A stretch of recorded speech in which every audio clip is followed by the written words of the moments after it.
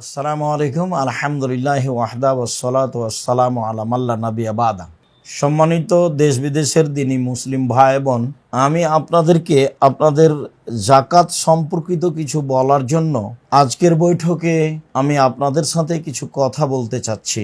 সেটা হলো এই যে আপনারা জানেন যাকাত একটি ফরজ বিধান, যা যে কোনো মূল্যে আপনাদেরকে পালন করতেই হবে। যাকাতের ফলাফলে রাসূল সাল্লাল্লাহু আলাইহি সাল্লাম বলেছেন যে যারা যাকাত আদায় করে তারা অবশ্যই জান্নাতুল ফেরদাউসে অবস্থান করবে।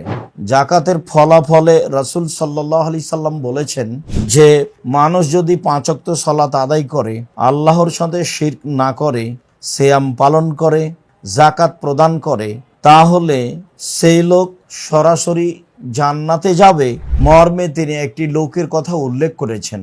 একটি পল্লীর লোক এসে বলল, আল্লাহর নবী, আমাকে একটা আমলের কথা বলেন যে আমলের কারণে আমি জান্নাতে যাব। তো রাসূল সাল্লাল্লাহু আলাইহি সাল্লাম বললেন, তুমি এক আল্লাহর ইবাদত করো, তার সাথে বিন্দু মাত্র শরিক করো না, 5 ওয়াক্ত ফরজ সালাত আদায় করো, সিয়াম পালন করো, যাকাত প্রদান করো। তখন লোকটি বলল, আল্লাহর কসম, আমি এর কমও করব না, আমি এর বেশিও করব না। এই সময় রাসূল সাল্লাল্লাহু আলাইহি সাল্লাম বললেন, দেখো, তোমরা যদি কেউ জান্নাতি মানুষ দেখতে চাও তাহলে এই লোকটাকে দেখো। হাদিস বুখারী মুসলিম।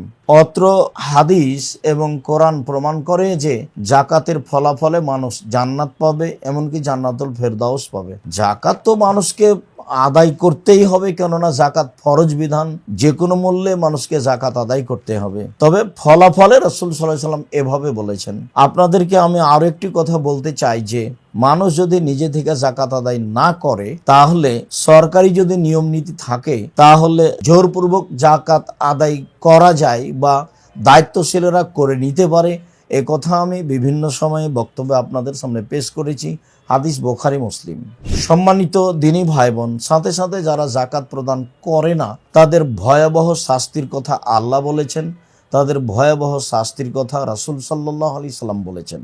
আরো উল্লেখ্য যে যাকাত দিয়ে মানুষের অর্থ সম্পদ পবিত্র হয়, যাকাত দিয়ে লোক ব্যক্তিও পবিত্র হয়, যার কারণে রাসূল সাল্লাল্লাহু আলাইহি ওয়াসাল্লাম যাকাতের বিষয়টি অতীব গুরুত্ব দিয়েছেন।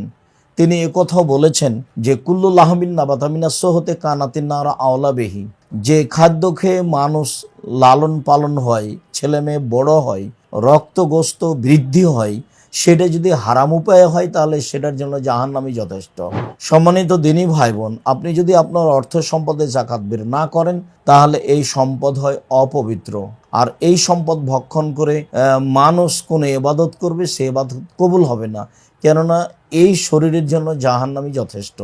সাথে সাথে যাকাত হচ্ছে অন্য মানুষের হক। আপনি যদি যাকাত আদায় না করেন তাহলে আপনি অসহায় পুরুষ, নারী, এতিম, গরিব মানুষের হককে নষ্ট করলেন। আপনি হক নষ্টকারী একজন অপরাধী হিসেবে বিচারের মাঠে গণ্য হবেন। তখন আপনার বিচার পরে হবে, যা রাসূল সাল্লাল্লাহু আলাইহি সাল্লাম বলেছেন। সব মিলে আমরা বলতে চাই যে একটা বাড়িতে গমা সাপ অতটুকু ভয়ঙ্কর নয় ওই সম্পদ যতটুকু ভয়ঙ্কর যেই সম্পদে যাকাত বের করা হয়নি। মর্মে আমি দেশ বিদেশের সকল দিনী ভাই বোনকে বলতে চাই যে আপনারা এটাকে ভারী মনে না করে হিসাব নিকাশ করে যাকাত বের করে হকদারদের কাছে পৌঁছিয়ে দেন। আপনাদের যাকাত সম্পদটি সঠিক স্থানে ব্যবহার করার জন্য আমরা জিম্মেদারি নিতে চাই। আপনারা আপনাদের যাকাত প্রদান করার জন্য নেবরাস ইসলামিক রিসার্চ ফাউন্ডেশনকে এবং জামিয়া সালাফিয়াকে একটি বিশ্বস্ত আস্থাভাজন প্রতিষ্ঠান মনে করতে পারেন। বরং আমি আব্দুর রাজ্জাক বিন ইউসুফ বলছি, আপনার জন্য এটাই জন্য অন্তরে সুন্দরভাবে স্থান পায় যে সত্য সত্যই নেবরাস ইসলামিক রিসার্চ ফাউন্ডেশন এবং জামিয়া সালাফিয়া আপনাদের একটি আস্থাভাজন বিশ্বস্ত প্রতিষ্ঠান।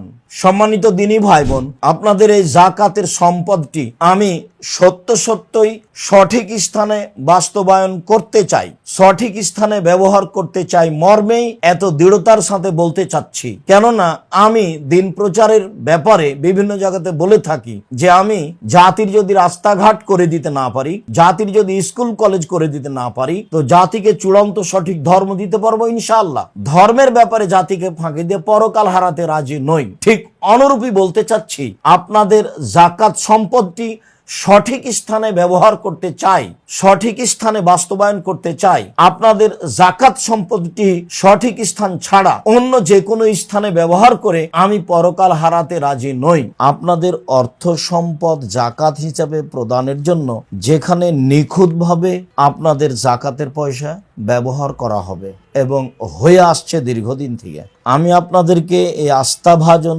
বিশ্বস্ত প্রতিষ্ঠানটি মূল্যায়ন করার জন্য এবং আপনাদের জাকাত হিসাবে যে অর্থ সম্পদ রয়েছে সেটা নির্ধারিত স্থানে সঠিকভাবে বাস্তবায়নের জন্য, ব্যয় করার জন্য জামিয়া সালাফিয়া গ্রহণ করার জন্য আন্তরিকভাবে অনুরোধ জানাচ্ছি।